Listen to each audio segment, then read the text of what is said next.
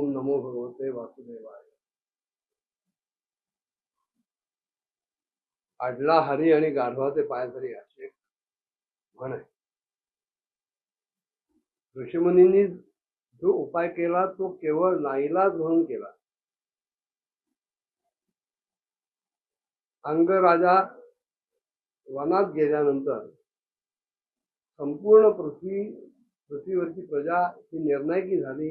सगळीकडे अराजक माजायला लागलं आणि कोणी कोणाचं ऐके नसतं झालं, कोणी कोणाला जुमा नसतं झालं.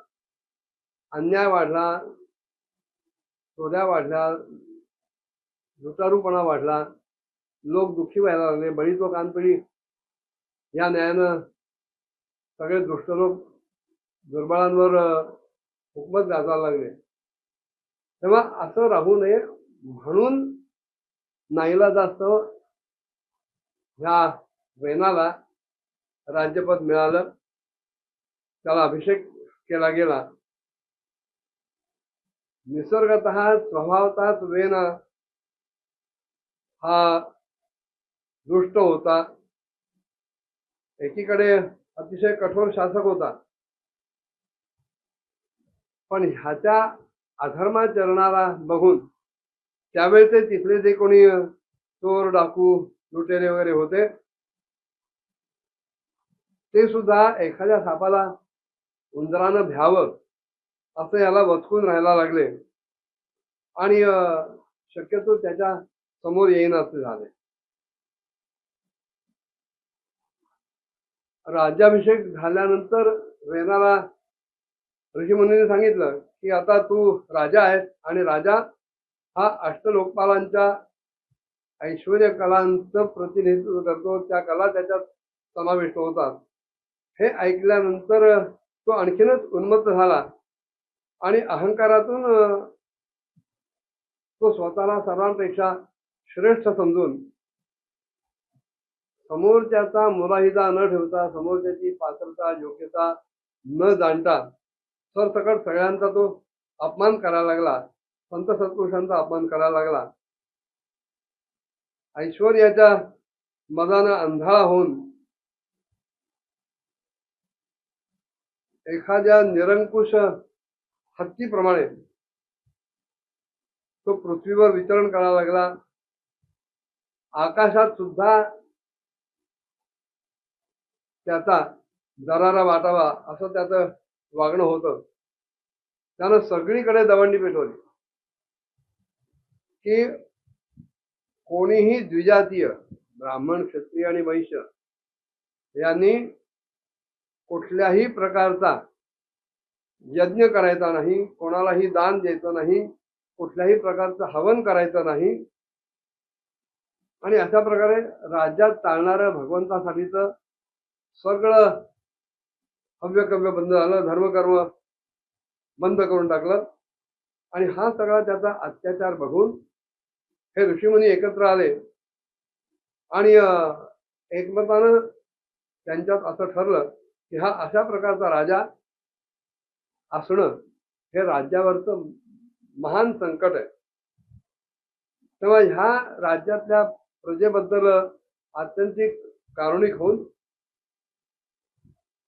ते आपसात चर्चा करायला लागले की एखाद्या लाकडाला दोन्ही बाजून आग लागलेली असावी, दोन्ही बाजून त्या लाकडाचा उंडका पेटता असावा आणि त्याच्यामध्ये सापडलेले जे काही मुंग्या, कीटक, कृमी, जंतू त्यांची जशी अवस्था व्हावी ना तशी ह्या प्रजेची अवस्था झाली की एकीकडे वेनासारखा दुष्ट, अन्यायी, अधर्माचरणी राजा आणि दुसरे 4 राज्यातच जणू काही त्याचं अभय मिळाल्यासारखं वागणारे अन्य चोर, लुटारू, दरोडेखोर, डाकू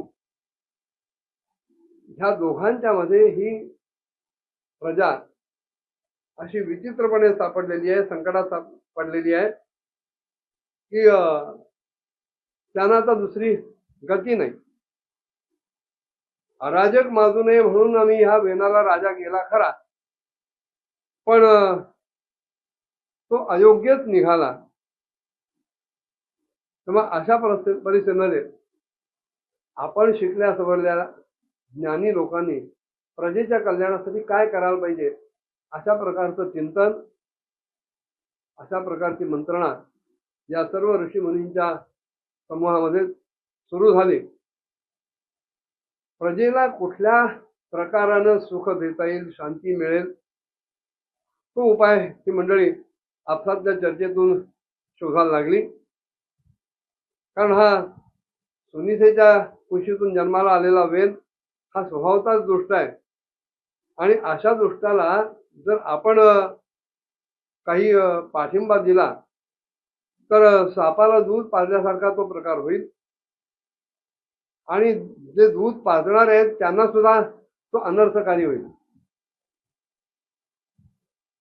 तेव्हा आता हा नष्ट व्हायलाच पाहिजे, नाहीसा व्हायलाच पाहिजे. फार तर एकदा आपण त्याला योग्य शब्दात समज देऊ म्हणजे निदान त्यानंतर आपल्याला तरी दोष लागणार नाही असा विचार करून त्या दुराचारी वेनाला समजून सांगण्यासाठी ते प्रवृत्त झाले. पण त्याच वेळेला त्यांनी असा विचार केला की लोकांच्या धिक्कारामुळं, प्रजेच्या धिक्कारामुळे एकीकडे हा जळणारच आहे, पण प्रजेचा धिक्कार त्याला न दुमंता त्यानं जर आपलं घोडं पुढे दामटलं आणि अन्यायानं राज्य सुरू केलं तर मात्र आपलं जे काही तेज आहे, आपल्या तपाचं जे काही सामर्थ्य आहे, त्या तपस सामर्थ्यावर आता मात्र ह्या वेनाला जिवंत राहू द्यायचं नाही, त्याचं भस्म व्हायलाच पाहिजे. आणि असा निश्चय करून ही सगळी ऋषीमुनी मंडळी या वेनाकडे आली आणि त्याला सांगायला लागली, राजा, आम्ही आता जे तुझ्याशी बोलणार आहोत, ज्या गोष्टी तुला सांगणार आहोत त्या तू एकाग्र चित्तानं ऐक, त्याच्यावर विचार कर, त्यांच्याकडे लक्ष दे आणि आम्ही सांगतोय असं जर तू वागलास तर तुझं आयुष्य वाढेल, श्री, बल आणि कीर्ती हेही तुला प्राप्त होईल, त्याची वाढ होईल.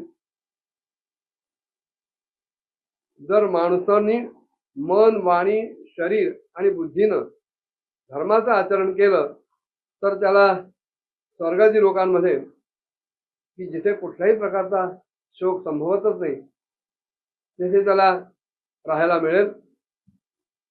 जर तो निष्काम भावानं वागला तर तोच धर्म त्याला अनंत अशा मोक्षपदावर पोहोचून देतो. त्यामुळे तू वीर आहेस राजा, लक्षात घे, प्रजाचं कल्याण करणं हा तुझा धर्म आहे आणि हा धर्म कुठल्याही प्रकारे तुझ्याकडून पाळला गेलाच पाहिजे, तो कशाही प्रकारे नष्ट होता कामा नये. हा धर्म जर पाळला गेला नाही, धर्माचाच जर नाश झाला तर अशा राज्यातला राजा सुद्धा ऐश्वर्यहीन होतो, पदच्युत होतो. जो राजा दुष्ट मंत्री आणि राज्यातले चोर, दरोडेखोर, लुटारू वगैरे यांच्यापासून आपल्या प्रजेचं रक्षण करतो आणि न्यायानुकूल राहतो, त्याला ह्या लोकात आणि परलोकात सुद्धा केवळ सुखच मिळत असतं. ज्याच्या राज्यामध्ये किंवा नगरामध्ये वर्णाश्रम धर्माचं पालन करणारे लोक भगवान यज्ञपुरुषाची आराधना करतात, स्वधर्माचं पालन करतात, अशांमुळे त्या राजावर भगवंत स्वतः प्रसन्न राहतो.